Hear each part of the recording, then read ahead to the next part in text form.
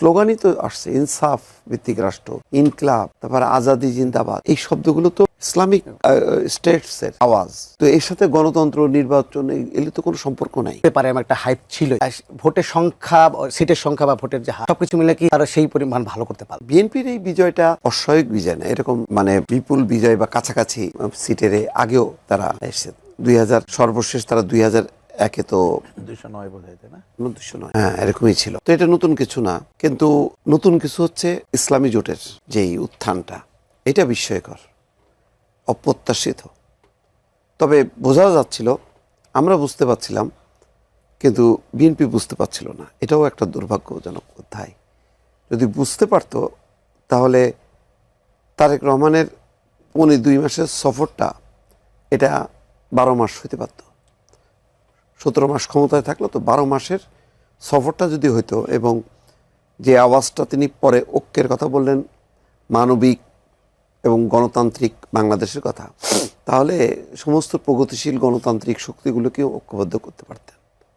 কারণ বাংলাদেশের ক্ষমতায় আসা তো বড় কথা না, বুঝতে হবে যে এমন কোনো শক্তি ক্ষমতায় আসা উচিত না যেখানে রাষ্ট্রের চরিত্রটা পাল্টে দেবে। তা আমাদের রাষ্ট্রের চরিত্র, গণতন্ত্রের সংজ্ঞা সব কিছুই পাল্টে দিত, তাই না? দেখতেন না, স্লোগানই তো আসছে ইনসাফ ভিত্তিক রাষ্ট্র, ইনকলাব, তারপরে আজাদি জিন্দাবাদ। এই শব্দগুলো তো ইসলামিক স্টেটসের আওয়াজ। তো এর সাথে গণতন্ত্র, নির্বাচন এগুলো তো কোনো সম্পর্ক নাই। তো এটাই একটা বিপজ্জনক অবস্থার মধ্যে কিন্তু রাষ্ট্রটাকে নিয়ে গেছিল। 5ই আগস্টের পট পরিবর্তনের পর যে মুক্তিটা, সেই মুক্তিটা কিন্তু খুব দ্রুতই আমাদের মিলায় যাচ্ছিল তার 2-3 মাস পর থেকেই, যখন তৌহিদি জনতার নামে বিভিন্ন জায়গায় মব চলছিল, যখন মাজার, দরগা শরীফ ভাঙচুর হচ্ছিল।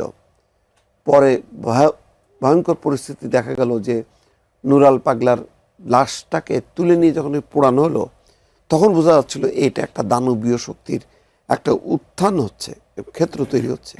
আমরা প্রথমে বিভ্রান্ত ছিলাম যে ইসলামিক দলের পাশাপাশি কিছু গণতান্ত্রিক দল যারা বলছিল তারা মধ্যপন্থার দল, তারা আসলে কি গণতান্ত্রিক দল কি দল না, একটু দ্বিধাদ্বন্দ্ব থাকলেও দিন গড়ানোর সাথে সাথে, সময় গড়ানোর সাথে সাথে আমরা বুঝতে পারলাম যে না, এটা একই বৃন্তে নানা ফুল, একটা বৃন্তে নানা ফুল হিসেবে প্রস্ফুটিত হয়েছে, সময় মতন সব এক জায়গায় হয়ে গেছে। তো আমি মনে করি যে বাংলাদেশের জনগণ একটা বড় ঝুঁকির হাত থেকে দেশকে মুক্ত করছে। এখন পরবর্তী স্টেপ তো রাজনৈতিক দলের, যারা ক্ষমতায় আসবে তারা কতখানি এই ধারাটা আগায় নেবে, নাকি এই শক্তির কাছে আত্মসমর্পণ করবে। এখন কিন্তু লড়াইটা সেরকম। সুতরাং এটা কোনো দলের লড়াই না, এটা আমি মনে করি যে বাংলাদেশে যদি গণতন্ত্র, স্বাধীনতা, মুক্তিযুদ্ধকে টিকায় রাখতে হয়, তাহলে যেমন তারা বলছিল যে এটা নির্বাচনী জোট, কিন্তু এখন দেখা গেল যে না, এটা আন্দোলনেরও জোট, রাজনৈতিক জোট, এবং তারা কর্মসূচি পালন করতেছে।